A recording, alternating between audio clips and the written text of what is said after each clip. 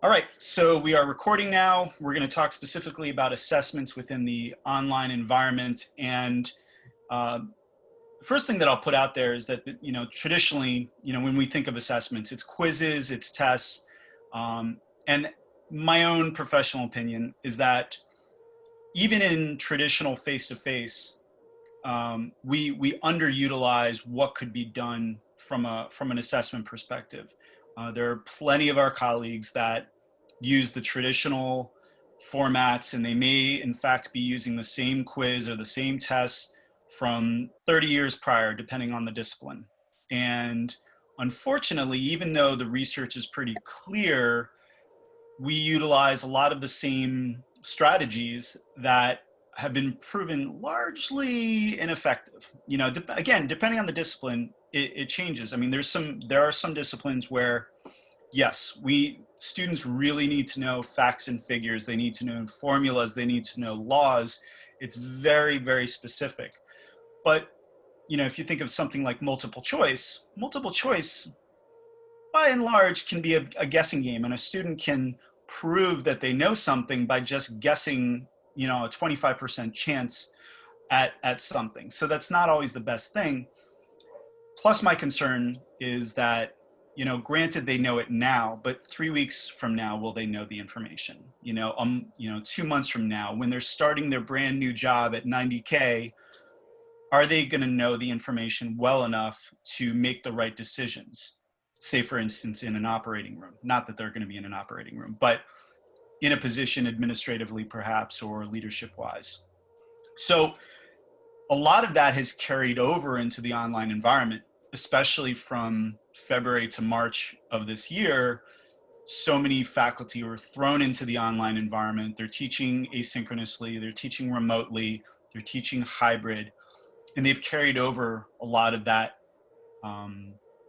the way of doing things in terms of assessments, mainly quizzes, mainly tests, and there's some variation. And the nice thing is, between Canvas and Blackboard, you can construct a quiz or a test the way that you want. You can do multiple choice, you can do true false, you can do short answer, long answer, essay, and variations in between. The thing that I would emphasize is that there's a lot more that you can do within the online environment to go past that. And my thought process from a pedagogy perspective is, let's just not stick to memorization and rote education, if you will, but let's go into application. Let's focus more on how to apply that information, the knowledge that has been shared with the students, and honestly personalize it, which has a number of benefits, which I think are important.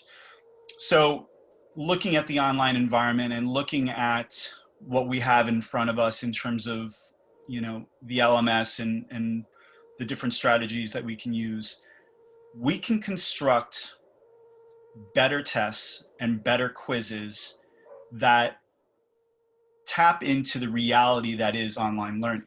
Let me break it down.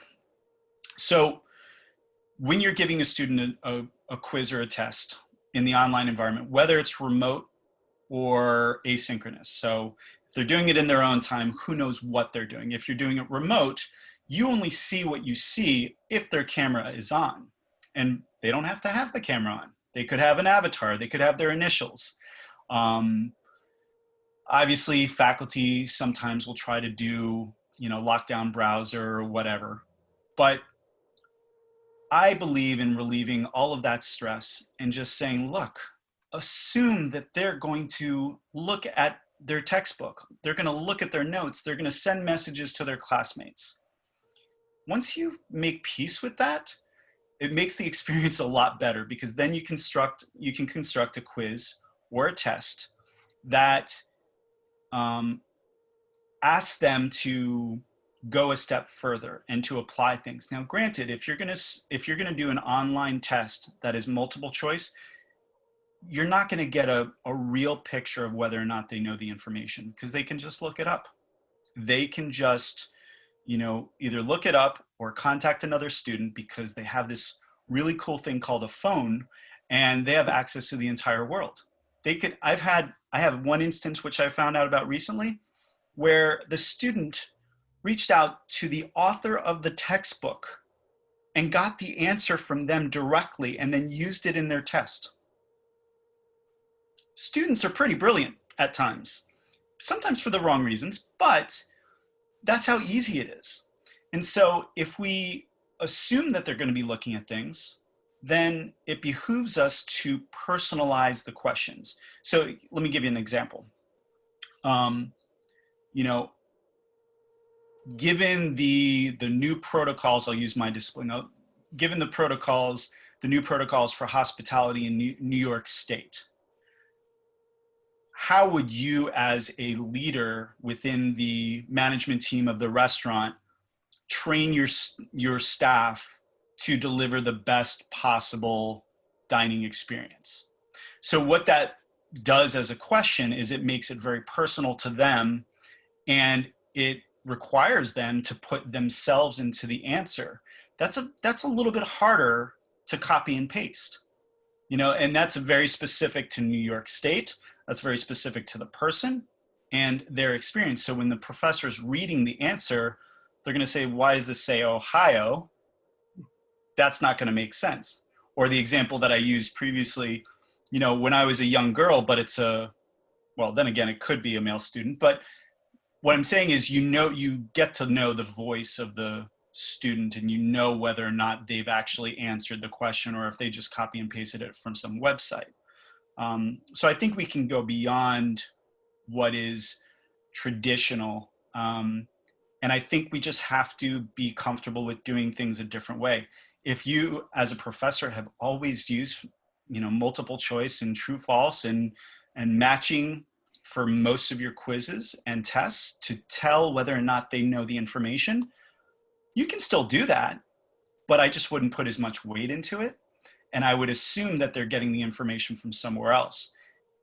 And that is okay. So you can shift the approach for those things and turn them into learning quizzes or learning tests. I do a learning quiz almost every week in one of my courses that I teach asynchronously at another institution, because it pushes them and drives them to dig into the textbook.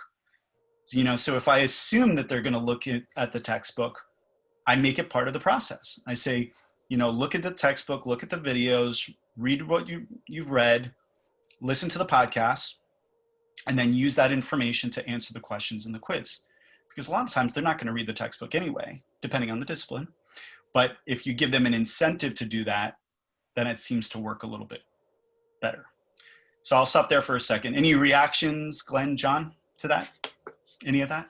Well, if the student who called the author of the textbook was a journalism student, he gets an A.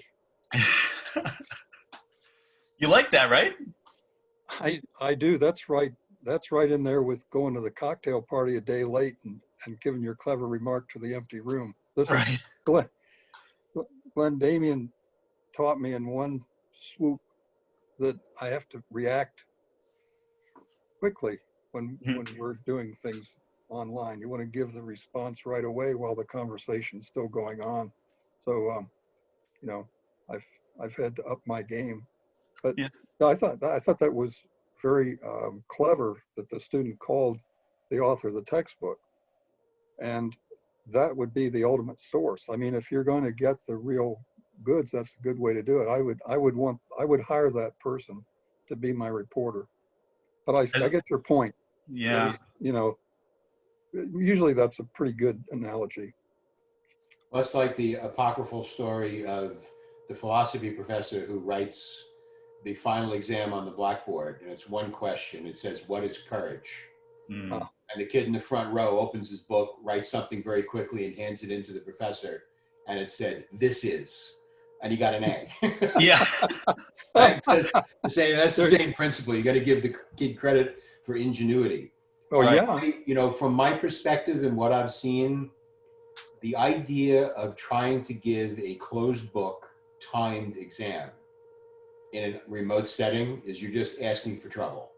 You're more or less begging the students to either collude with each other or use one of these on-the-fly tutoring firms to answer the questions for them while they're taking the exam. I mean, doing what you suggested, which is creating a very hyper-specific question, which requires a very specific answer.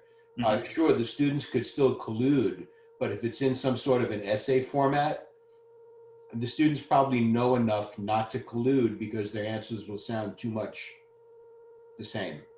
Right. And I understand why students give, I understand why faculty give multiple choice and true false is once you've created the exam, all the work is done.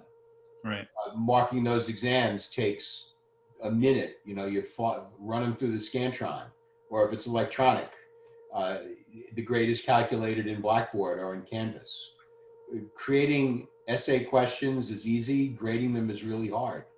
And it takes a lot of work. And I don't want to call some faculty lazy, but some faculty are lazy. They don't want to take the time to craft an assessment because they understand how long it takes to grade. Now, I understand if you've been tossed into one of these classes with 40 students, I get it. I get it why you don't want to read 40 exams times your 3 sections with 5 questions each, and you're sitting there staring at 600 questions that you need to grade. And maybe you've formed a rubric, maybe you haven't, but it still is difficult to grade those type of questions. So I mean, that's why they changed finals week to assessment week. We don't call it finals week anymore because we don't want that idea that you have to give a final exam. And you know, some faculty were like, well, you know, I'm in a face-to-face class, but after Thanksgiving, we come back and there's no, you know, it's remote learning for 10 days. And someone had a very brilliant idea. Well, give the final before you leave. Leave out the last 2 weeks of instruction. What's the big deal? And then have them write a paper or something at the end. I mean, again, that's the idea of I give a final at the end.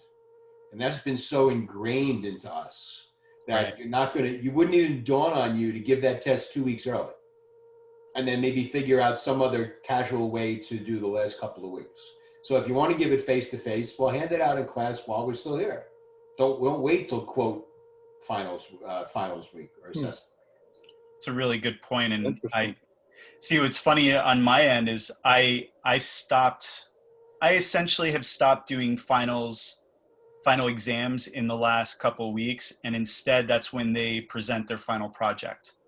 The final project is worth a lot more points, and it's a lot more, I think, valuable for the student experience because it's something that goes into their portfolio, something that they can show potential employers, and they have a real client. So it's a lot more meaningful experience in terms of the course, whereas the tests that they take in the 11th or 12th week, 13th week will be, it's something to do, which is important, but it's actually also setting them up for the final project. So, and I think it also depends on the discipline. Of course. Now, I understand that, in math and computer science, you need to be able to solve problems. Right. And there is a specific answer. And you do need to, and you are under a time constraint in computer science. You can't take weeks to figure out what the code is. And you have to be able to do it right the first time. So I understand that in certain disciplines, the traditional test still works. Right. And still must be done. And it reminded me of, you were talking about going online for the answer. One of the adjuncts in calculus, and I'll tell you first, he didn't grade these. He gave them back to the students. But he actually trapped the students. He posted an answer to his question that was wrong. And he put it so that it was the first hit in Google. Because what students were doing was they would cut the question, paste it into Google. The wrong answer came up first. They copied the wrong answer verbatim. And he got something like 60% of the students. He just basically said, don't do this ever again, because then you will get an F. In other words, he kind of gave him that said, look, I trapped you and I caught you. So don't ever do it again. That's a great lesson. It was, some of the students were like the person who was trapped, like a DeLorean. I was trapped. I said, yeah, but he didn't count the grade. Yeah. You had taught you a lesson, but it didn't affect your grade. So wake up. Mm. Wake up and don't do that again. Right. But then again, how many professors are going to go through that? But he did teach the lesson, and I heard nothing about problems on the final, because I think the students were just terrified that if they went on Google, maybe did it again. Yeah. It's I think that's good. And we had a couple of math professors in OT this summer, and like many other disciplines, I think that there's a cluster of things that they need to learn within each course that, yeah, you have to test them a certain way, you have to assess them a certain way, but there's a whole other cluster of things that you can assess whether or not they know the information by taking maybe a little bit different tactic. And the same thing goes, for even thinking about Ira's class in terms of knowing whether or not the students actually learn the software. That's where we came to this semi-agreement that there's a way to utilize video in order to capture whether or not students know what they're doing. And I used the example earlier today that I'm teaching a culinary course, 100% online, fully asynchronous culinary course, which pre-March, nobody was like, that can't be done. But the way that we're doing the assessments is the students watch the video, they learn how to do it, they practice a little bit, and then they record themselves doing what they're supposed to be doing, and they upload the links to those videos. And that is a way to assess whether or not they've learned what they need to learn, because they have their camera positioned in such a way that you see them working on the computer and doing what they're doing, or in this case, they're actually at a cutting board, doing what they're supposed to be doing.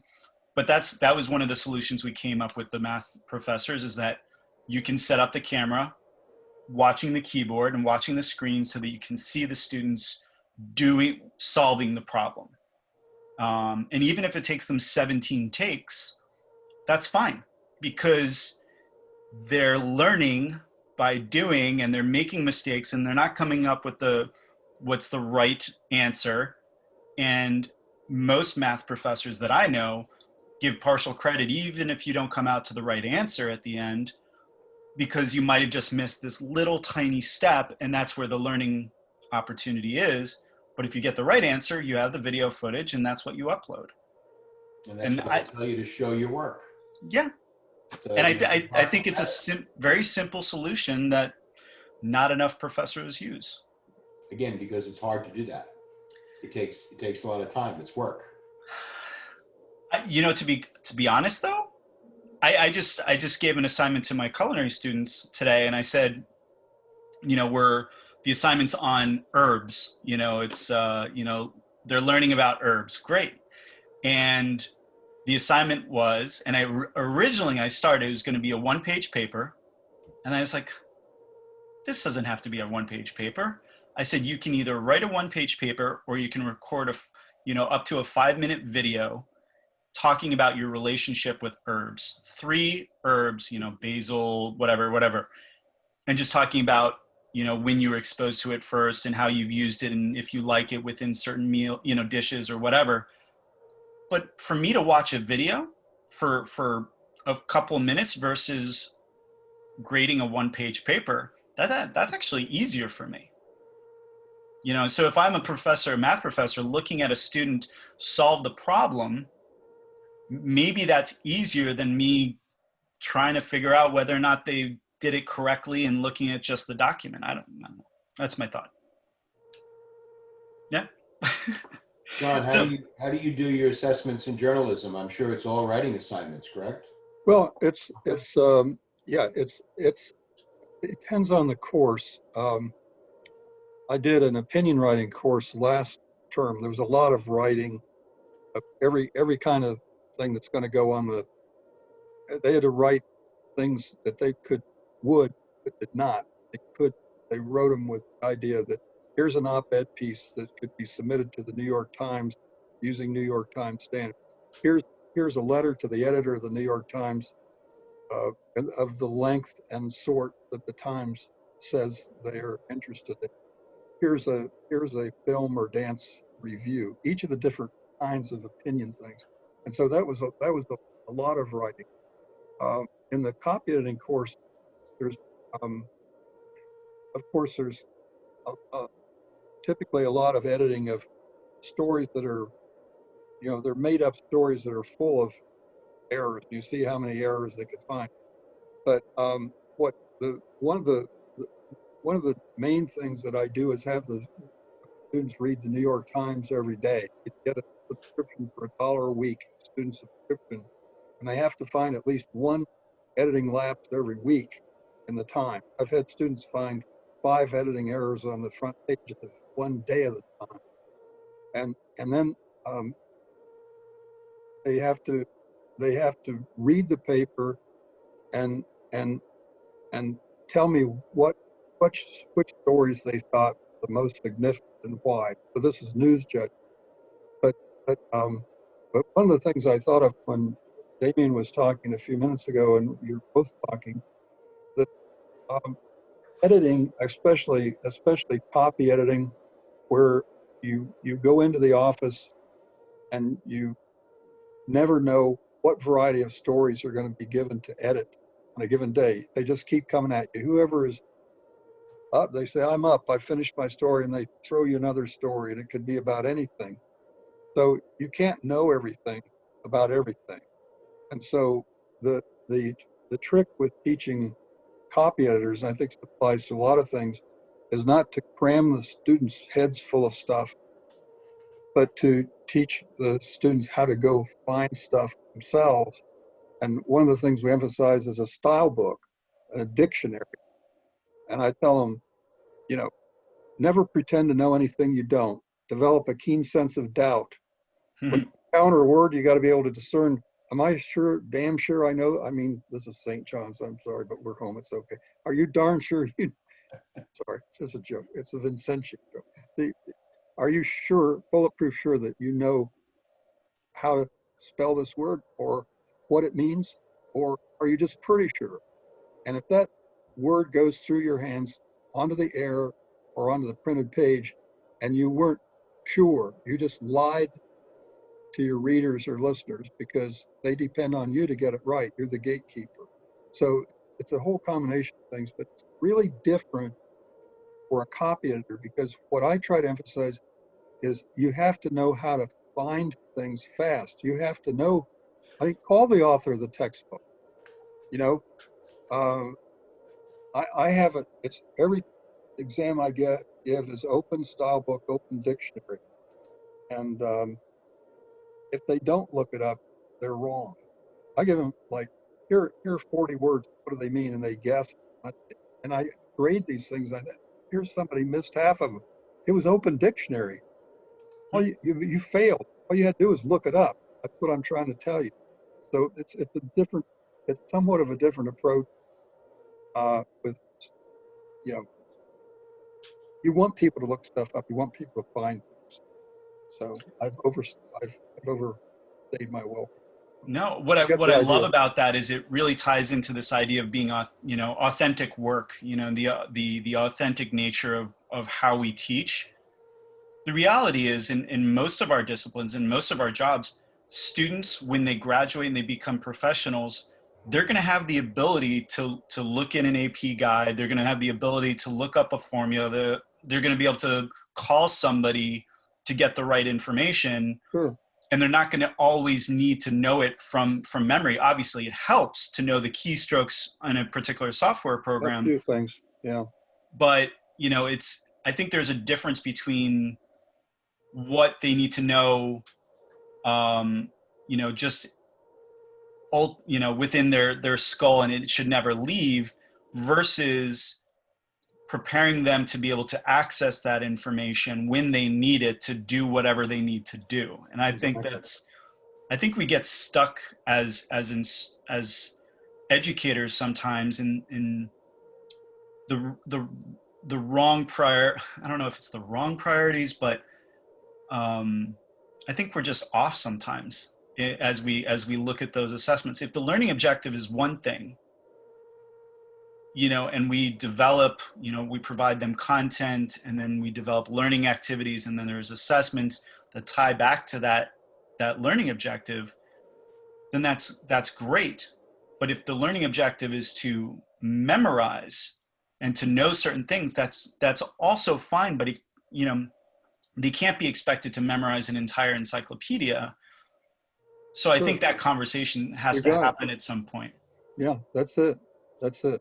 And that's why I spend so much time on the learning objectives, because a lot of them are either, a little bit in one direction or just not measurable or clear or what have you. So.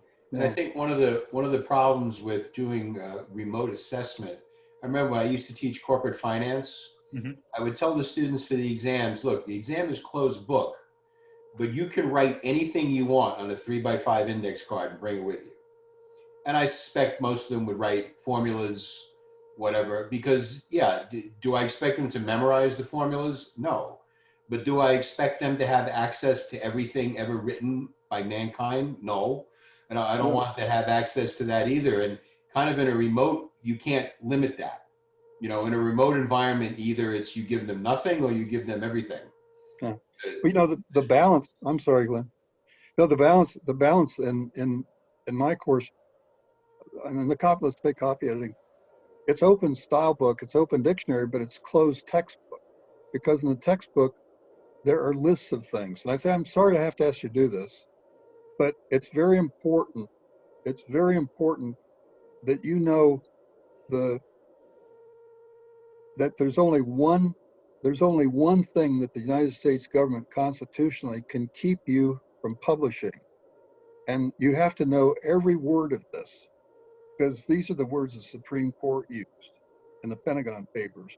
And that is, you can do whatever you want. It could be false, it could be libelous, it could violate copyright, it could be any of the crap that we see now, unfortunately, 95% of which is garbage, the information that's out there. But if it's immediate, direct, irreparable harm to national security, immediate, direct, irreparable harm to national security, the government can say, no, you can't print this. And if you do, you're going to go to prison or something. You're going to go to the Supreme Court. And the Supreme Court may say, well, in the case of Pentagon, it's none of those things. It's not going to hurt anything. No soldier is going to die because you printed this stuff that was the truth, that was classified. But, I digress. But or what are the 10 things that make news news? Immediacy, et cetera, et cetera, et cetera. You have to know, there's some things you just have to know. Right. And I think that's the hard part for faculty, to be able to drill down to those foundational things. That was actually something I did, years ago, after Glenn hired me. I worked with, I don't even remember his name, but he was the program director for hospitality and tourism. But I worked with him just to come up with kind of a foundational pieces of what we needed to be teaching within hospitality and tourism. And it could just be a couple of things in each course. It didn't have to be a laundry list of things.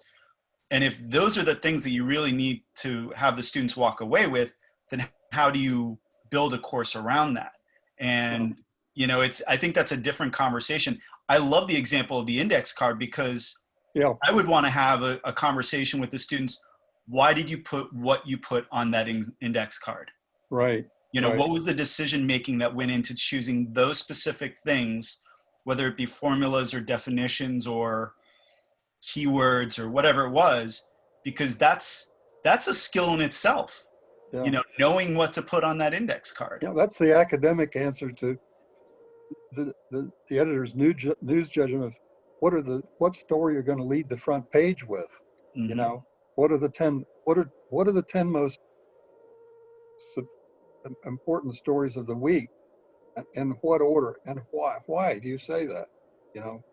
But the index, I like the index card thing, because that's kind of a good that's a good middle ground. There's a middle ground between the list of the 6 or 7 words in the Supreme Court decision that you have to know, because that's what freedom of the press is based on in this country. Now, what I didn't say is you're allowed to print false and libel stuff, but if you do, you go to prison for that. But it's not because the government told you you couldn't do it. It's because you were stupid and didn't use editorial discretion. And trespassing, copyright, false advertising, pornography, you know, invasion of privacy, and there are about half a dozen things where First Amendment comes crosswise of individuals' rights, and you can't violate those. So you got to get that there. Those are a couple things. If you don't get that through journalism students' heads, I'm sorry, they're lost. That's what it's all based on. You have to know it. By the way, Glenn, I start off wanting to be a preacher, and so every so often I break into a sermon. I'm sorry you had to listen. Preach, brother, preach. Yeah. You know, and the punchline with the index card is, at some point, some very enterprising student figured out that if he types it and then he can shrink it, 3x5, and the thing looked like the Rosetta Stone. I mean, all the information he had on there. So I had to modify the rules and say it has to be handwritten.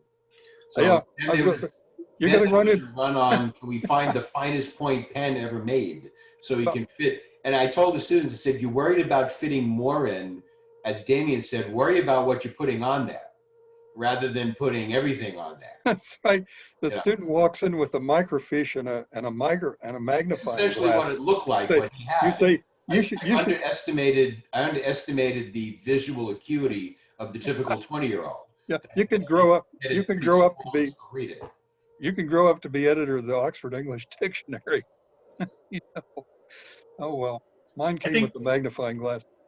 I think there's a real opportunity at some point, you know, to have a longer discussion, you know, maybe it's in the spring at some point, but just to talk about assessments globally, not just online, remote, but how we assess what our students are supposed to learn. Because I think there's certainly some brilliance within the faculty and some of the things that they're doing to really get the students from the knowledge to the ability to apply that knowledge, which unfortunately, sometimes we just give the students the knowledge and we don't ever push them to be able to apply it or give them opportunities to do that. And that's where that, you know, we want that authenticity to make those connections. And I don't know if it's always there. And I know I've been, you know, at times I've done it myself where it's like, what am I doing? You know, why am I doing it this way if it's not going to lead to something? And so I'm constantly cleaning up my courses and my projects and my assignments and everything that I do so that it is as authentic as it can be. And assessments is a big area that I try to do it. So I think that's probably a good ending point for the conversation. So I'm going to stop the recording and then we can wrap up, but that's the end. Thanks, Damien. Yeah, my pleasure. And Thank you, stop Damien. recording is